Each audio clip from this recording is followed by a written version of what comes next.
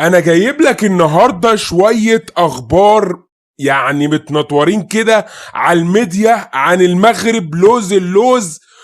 وطبعا بعد الصحف البرازيليه او الاعلام البرازيلي مهاجم المغرب وقال ان المغرب هيفوت المباراة للمكسيك، ازاي طبعا ردوا عليه عمالقة اوروبا محمد صلاح ورابح مجر الجزائري.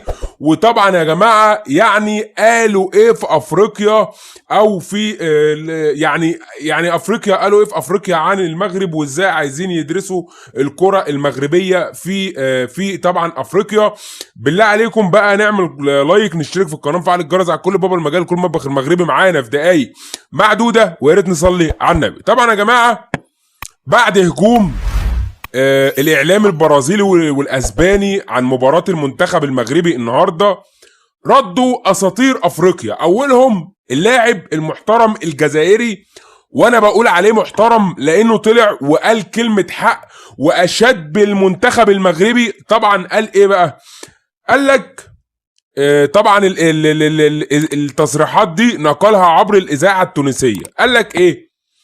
قال لك انا ندمت ان انا قدمت كره برازيليه، وبعد اللي شفته من المغرب لما هزم ابطال العالم ودمر ابطال العالم، كنت اتمنى العب في المنتخب المغربي.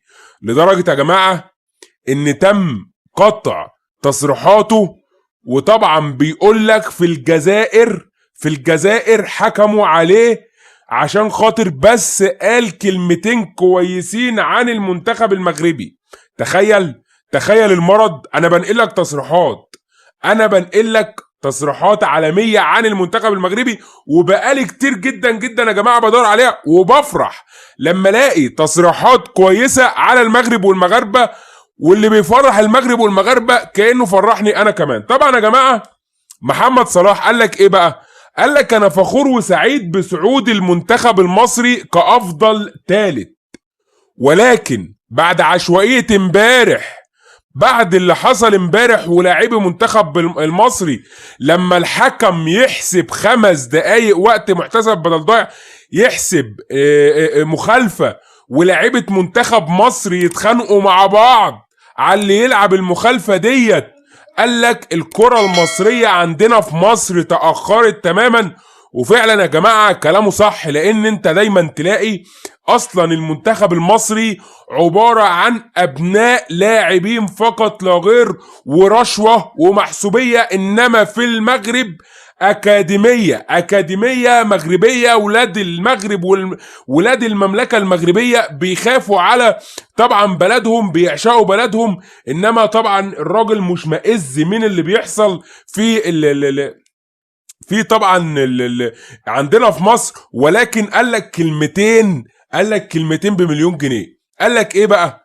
قال لك احنا وحشين مع مصر، رغم ان كان في صحفي مندوب من اتحاد الكرة المصري، او الصحفيين بتوع اتحاد الكرة المصري المندوبين كانوا دايما بينتخبوا دمبلي ويمين يامال، وطبعا ما انتخبوش اشرف حكيمي قد كده. ولكن بيقول لك المغاربه معظمهم، ركز في الكلام اللي انا بقوله، معظمهم انتخبوا محمد صلاح، وانتخبوا كمان مين؟ اشرف حكيمي. بس كان اشرف حكيمي اكتر، المغاربه انتخبوه اكتر ما انتخبوا طبعا محمد صلاح. ولكن يا جماعه اللاعب قال كلمتين كويسين ومحترمين عن المغرب والمغاربه بعد ما عرف ان كان في مغاربه محترمين برضه، زي ما بيصوتوا لاشرف حكيمي كمان بيصوتوا لمحمد صلاح طبعا، وبيدعموا محمد صلاح. وللاسف احنا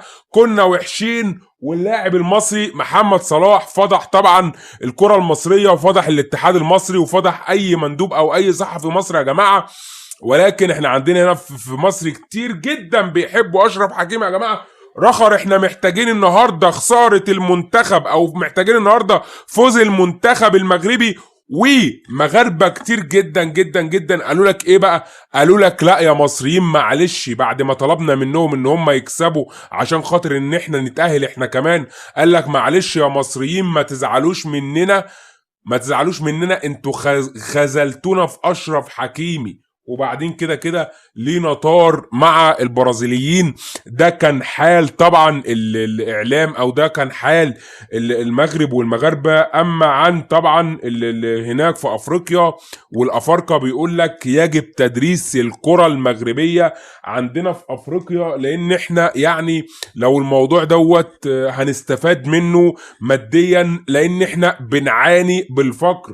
عندنا فقر كتير جدا جدا في المملكه المغربيه، عندنا مشاكل في المملكه المغربيه وعاوزين ندرس لا عفوا يا جماعه، عندنا مشاكل في طبعا دول افريقيا وعايزين ندرس الكرة المغربية من اجل طبعا ان احنا يعني يبقى عندنا لعيبة نعمل بقى زي المغرب، نوديهم اوروبا، نوديهم هنا مش عارف ايه. يعني هم في افريقيا بيقولوا كده يا جماعة، هي بلد فقيرة، بس انا يعني ايه ما عرفتش قوي مين هي، او مش متذكر قوي مين هي، بس بلد غلبانة في افريقيا، او بلد على قدهم، او بلد فقيرة في افريقيا. قال لك كده على المغرب والمغاربة، وان هم يعني حابين التجربة المغربيه. ولكن مش بس الافارقه دول اللي حابين الكره المغربيه، لا يا جماعه، العالم مركز على المغرب، العالم عاوز يجرب تجارب المغرب، العالم عاوز يبقى زي المغرب. ويا رب يا جماعه طبعا يفضلوا على طول من نجاح لنجاح، لنجاح،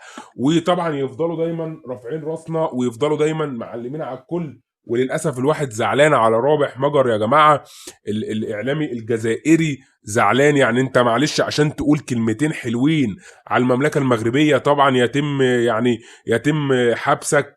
ممكن مثلا يتحبس يا عم، ممكن يتحبس يوم يومين اسبوع ويطلع تاني، ما عملش جريمه يعني. بس ليه يعني الراجل بيقول كلمتين حلوين، والراجل بيقول اللي شايفه، والراجل بيرد على الاتحاد البرازيلي اللي بيهاجم المغرب والمغاربه.